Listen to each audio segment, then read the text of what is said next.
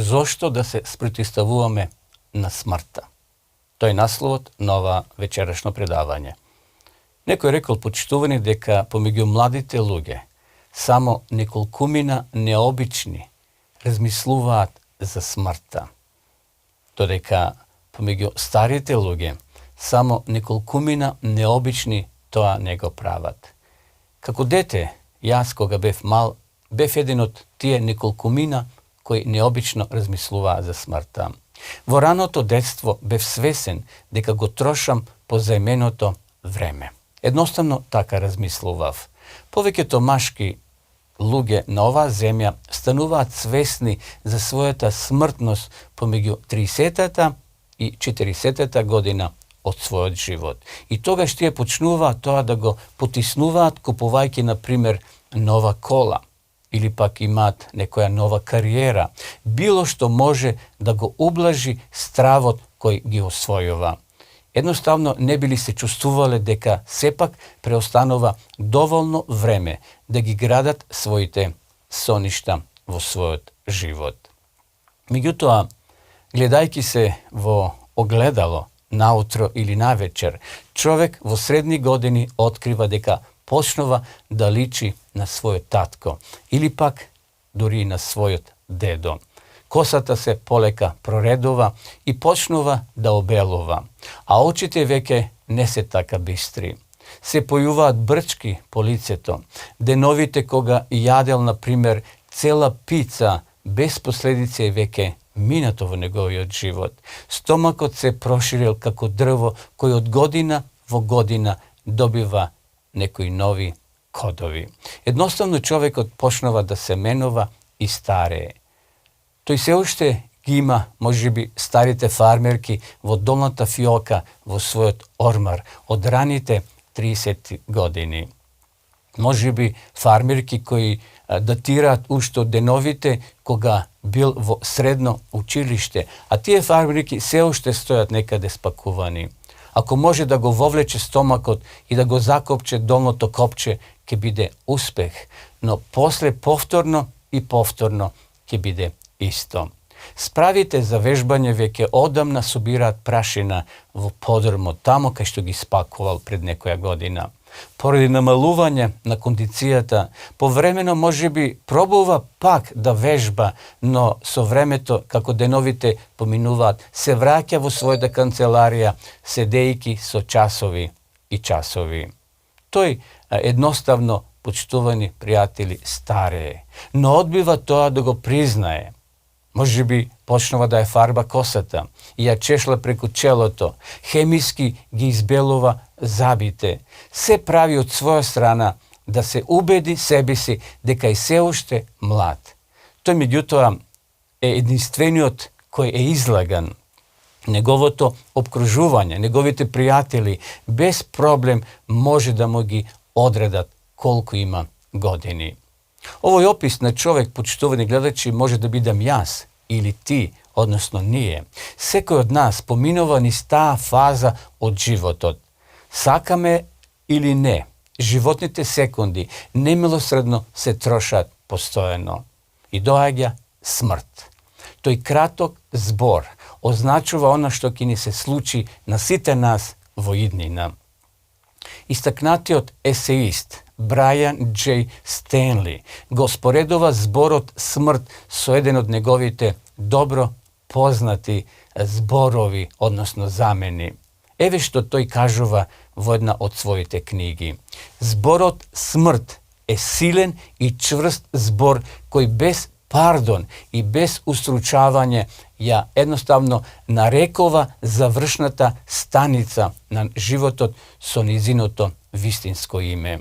Меѓутоа, повеќето луѓе го користат, може да кажеме, поблагиот збор за смртта, а тоа е заминал.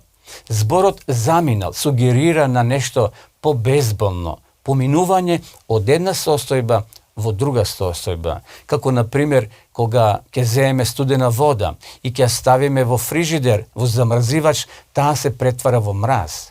Ваквите зборови го сокриваат од нашата совест стравот од таа насилна смрт и секако и маките од терминалните болести, како сите да се, а не се само мал број срекни луѓе мирно починале во сон. Смртта е тука поред нас, почитувани пријатели.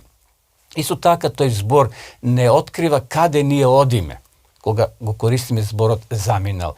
Која е крајната дестинација? Тој е крај кој е непознат.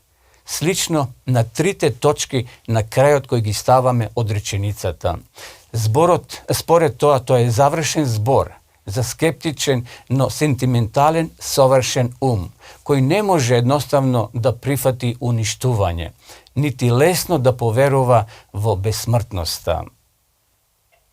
Да заминеш едноставно означува магловита надеж, но без догма, како да се вели заминал на некое друго место.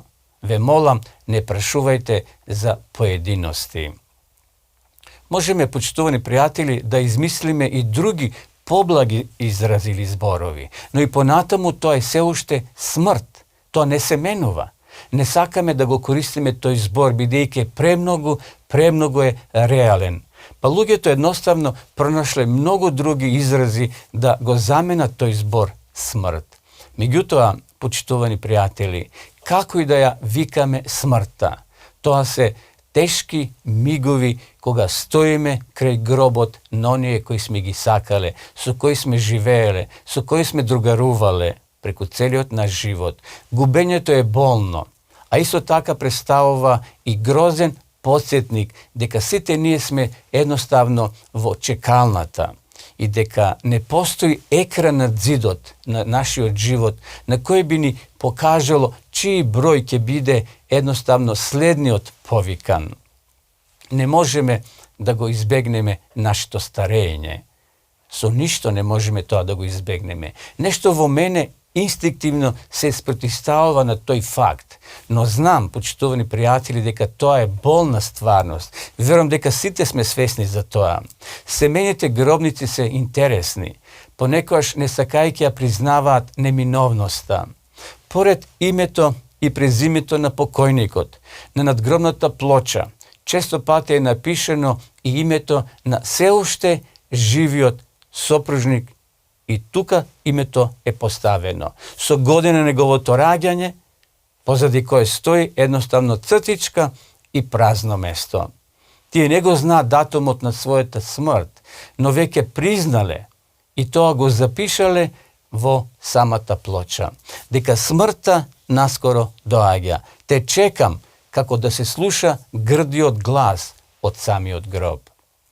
Зошто, почитували, да се бориме против неминовноста тогаш? Не постои борба која е така известна како борбата со смртта. Зошто сепак ние се бориме? Зошто ние се бориме да се одржиме, да одржиме некоја своја положба, иако поразот е неизбежен? Од каде доаѓа тој инстинкт? Во сите нас, во нашите срца. Писателот Дилан Томас во една од своите книги напишал едноставно дека треба да се лутиме додека светлоста се гаси. Убаво е што така тој напишал, но за повеќето од нас, почитувани, ваков подсетник не е потребен. Во нас се раѓа отпор при самата помисла дека светот и после нашата смрт ќе продолжи да постои и кога нас ќе не нема на оваа земја. Зошто нашиот живот треба да престане, се прашуваме. Поминливоста на животниот век изгледа навистина окрутна, посебно кога се приближуваме и кога сваќаме колку многу треба да изгубиме кога еден ден ќе заминеме од оваа земја. Зошто да трошиме децени на изградба на односи, стекнување на знаење и учење на вештини, само за нашите напори наеднаш да пропаднат и да заминеме едноставно за секогаш. Знаењето стекнато во текот на нашиот живот тивко заминува во гробот со нашето тело. Освен неколку мисли кои сме ги можеби запишале или неколку фотографии кои останале на интернет, сето друго ќе пропадне. Се што сме ние и се што сме верувале или мислеле ќе биде едноставно изгубено. Кога еден ден ќе не нема, ниту еден човек не ќе може повеќе да ги состави нашите мисли или пак нашата личност. Може би ќе има некој наш пријател или близок кој ќе состави неколку фрагменти и спомени кој може би добро не познавал за време на животот, да ги прочита тие фрагменти на самиот гроб. Но сепак, тажен е фактот дека сите ние сеќавањата со текот на времето ќе избледат, бидејќи после погребот луѓето продолжуваат по својот животен пат. Ние заминуваме и не нема повеќе. Пред неколку години ќерка ми за денот на татковците ми подари еден убав нотес. За водење на дневник ми раскажува еден мој пријател. Во тој нотес тој вели, требаше да забележувам нешто за себе. Што ми се, например, допаѓа, каде се движам, што јадам, мои достигнувања, борби, падови и така натаму. Нешто слично на проширена автобиографија за мене. Значи, лично за мене, сето тоа треба да го напишам во тој дневник. Ово ми личеше, почитувани, како повик да напишам текст за мојот помен на собствениот погреб, вели пријателот. Тоа беа страници посветени на вообичаен живот на една личност. Може би ова е одлична идеја, некој би рекол, но се уште не сум пополнил ниту една страница. Сите се уште празни. Открив дека ниту јас не знам како на прикладен начин да се опишам себе си и што е тоа што треба да го ставам на тие листови. Важно, може би ќе биде за моите деца, кога ќе умрам, но едноставно празниот дневник ми се руга како и празниот гроб. Не само дека ќе умреш, но не постои едноставно начин како да им го тоа соопштиш на другите околу тебе, колку ти е собствениот живот важен. Почитувани пријатели, може би и ние си го пишеме свој собствен дневник. Чувствам, продолжува пријателот и вели, дека со пополнување на тие страници од тој дневник би било слично како со пополнување на собствениот извод од книгата на умрените. Знаеме дека постои таков извод. Намената на тие дневници е да се читаат кога ќе бидам мртов.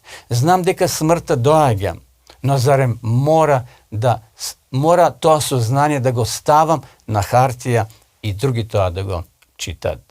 Почитувани пријатели, ајде да замислиме дека сепак моето име за некој ќе им значи многу. Да замислиме, почитувани, дека пред да умрам сум направил некое големо или славно дело, или пак може би некое лошо дело, поради кое секој би го знаел моето име. Каква корист би имал јас од сето тоа едноставно? После смртта нема да знам што другите мислат или зборуваат за мене. Што и да мислат за мене, тоа ќе биде нецелосно или пак погрешно. Нивните впечатоци за мене, за тебе, ќе бидат обликувани од зборовите кои само едноставно мислат дека ме познавале, таквите луѓе. И тие ќе градат некое мислење за тебе и за мене. Вистина, зарем ова не е така сурово. Го градиш животот, цел живот, го продлабочуваш, стекнуваш едноставно знаење, стекнуваш мудрост, вештини и на крајот доаѓа смртта и сето тоа го уништува. Па зошто тогаш, почитувани, зошто тогаш да се грижиме и трудиме, а понекогаш и да се секираме? Зошто да се спротивставуваме на косачот кој немилосредно доаѓа, кој немилосредно коси? Од каде ни е тој инстинкт за преживување и за борба? Ако сепак смртта е награда, ако е смртта неминовност, зошто се уште се чувствуваме излагани кога таа ќе се приближи, кога таа ќе дојде и во нашиот живот? Зошто толку тешко и болно ја поднесуваме смртта? Зошто тој човечки и Божи непријател, смртта, не можеме да ја вклопиме во нашиот секојдневен живот. Туку кога ќе дојде или кога ќе слушнеме дека некој починал, некој близок или далечен пријател, во нас се појавува револт и бунтуваме против тој човечки непријател. Почитувани гледачи, јас срдечно ве поканувам да добиеме одговор на овие и на многу други прашања во наредната емисија. А дотогаш ве поздравувам и посакувам секое добро од Господа. Довидување.